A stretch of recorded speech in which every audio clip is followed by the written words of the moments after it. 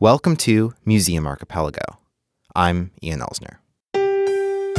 Museum Archipelago is your audio guide through the landscape of museums. Each episode is never longer than 15 minutes, so let's get started. Okay, great. My name is Carrie Dilley. I'm the Visitor Services and Development Manager here at the Ah-Tah-Thi-Ki Seminole Museum on the Big Cypress Reservation. I've been at the museum for about 3 years now, and I'm charged with kind of studying our visitation, providing excellent customer service, and also managing our membership, education, outreach, and development programs. Before we begin, I'd like to ask you about the 3 anniversaries that the tribe and the museum are commemorating in 2017. The 200-year anniversary of the first attack of the Seminole War, the 60th anniversary of the signing of the Constitution, and the 20th anniversary of the opening of the Ah-Tah-Thi-Ki Museum.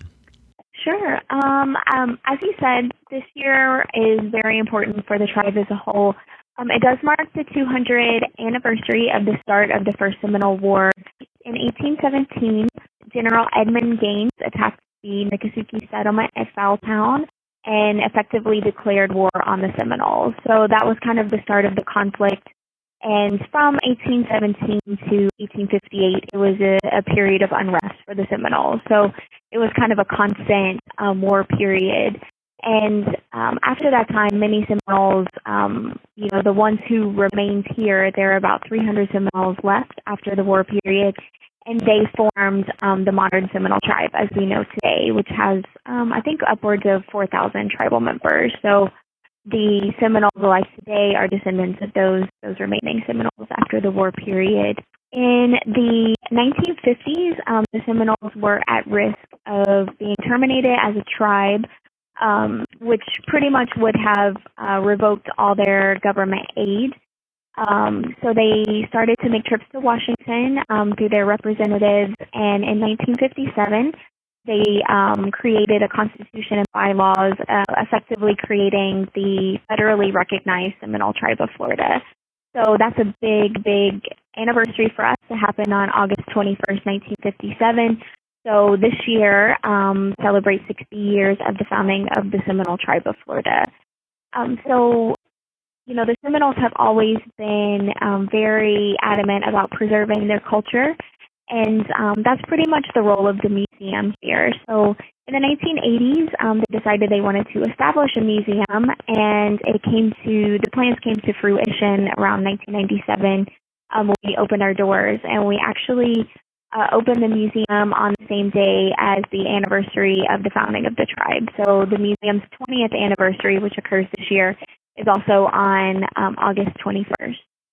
So we have, several goals here at the museum, but really we strive to preserve the Seminole culture, and we work a lot with Seminole tribal members in making that happen. I see.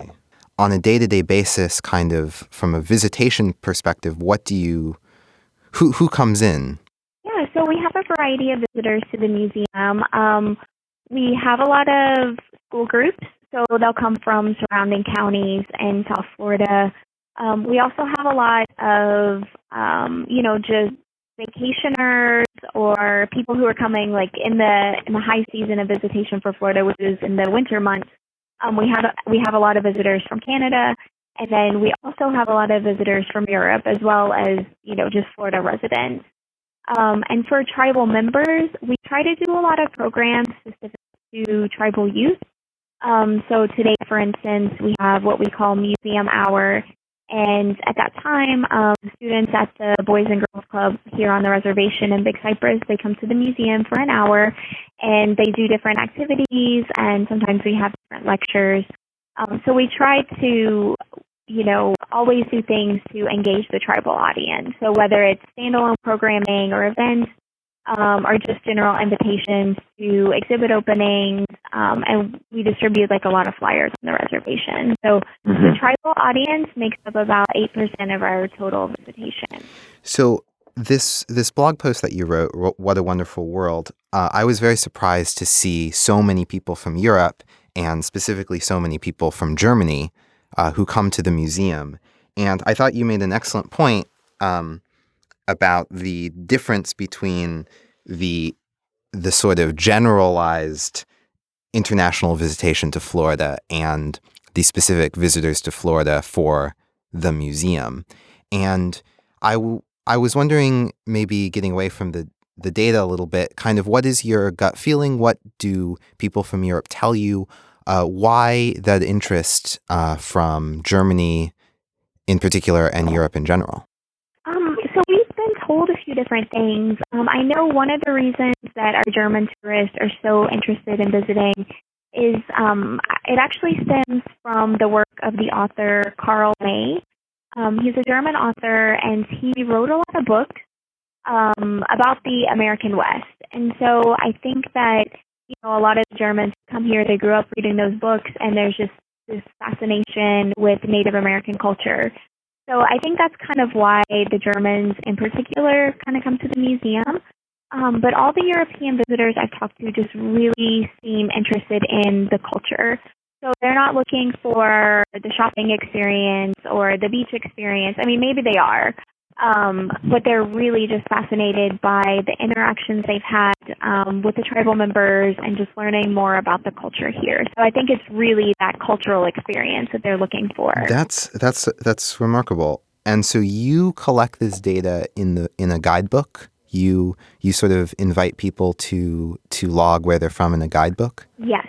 So when visitors come to the museum, we ring them up and then we ask them to sign the guest registry. So it's not dissimilar from other museums where you would kind of sign a log, but we don't have a mailing list, so we're not really asking for emails or addresses or anything like that. But it's really something that I implemented about 2 years ago, and I really wanted to see where our visitors were from. We knew we had a lot of European visitors, but we didn't really know how many we had. And we've been able to use this data to, kind of provide resources for those visitors because, we have our exhibits in one language. We had all of our maps in one language, all the signage in one language. So, we're kind of trying to hone in on our true audience and then offer them resources so that they can better navigate their visit to the museum. So we offer the museum guide in German, French, and Spanish. And we also recently added a couple more languages to the list. So now we have Danish, Finnish, and Swedish, I believe. So each year we're probably going to add 3 new languages to the list based upon our visitation. So it's pretty cool. And I think the visitors are kind of surprised that we offer those museum guides in different languages to accommodate them. So do you know, sort of, for general European visitors, how much they know about American history? Like, would they be able to tell you what was going on in U.S. politics 200 years ago? And how do you, if you do at all, kind of collect this information? Is it mostly anecdotal? And then B, how do you think about providing sort of guideposts that people from other countries might be familiar with to attach onto? Mm-hmm. I think that, our tour guides, they're the ones who work the front desk.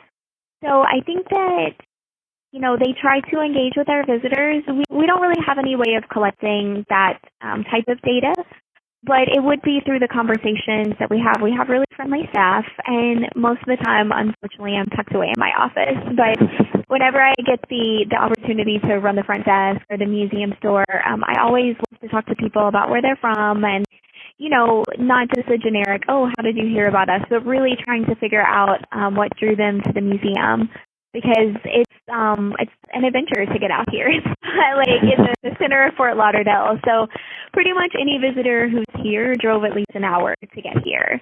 I think that there might be certain things that they connect with, but our goal is to really provide a more complete version of the Seminole story. Is there any other when you sort of look at your role in the next year or so for 2017, is there any new piece of data that you want to try and collect? Sort of, how are you thinking about like new projects for 2017, new sort of work resolutions, if you will? I personally find the visitation trends very, very interesting. So, I wish I could devote all my time to kind of honing in on our audience a little more. But I would say, using this information that we've already gathered, it helps us fine tune our marketing. And I'd love to branch out into some international marketing. We don't really do any of that. So the exposure that we're getting in other countries is just kind of luck, I guess you could say.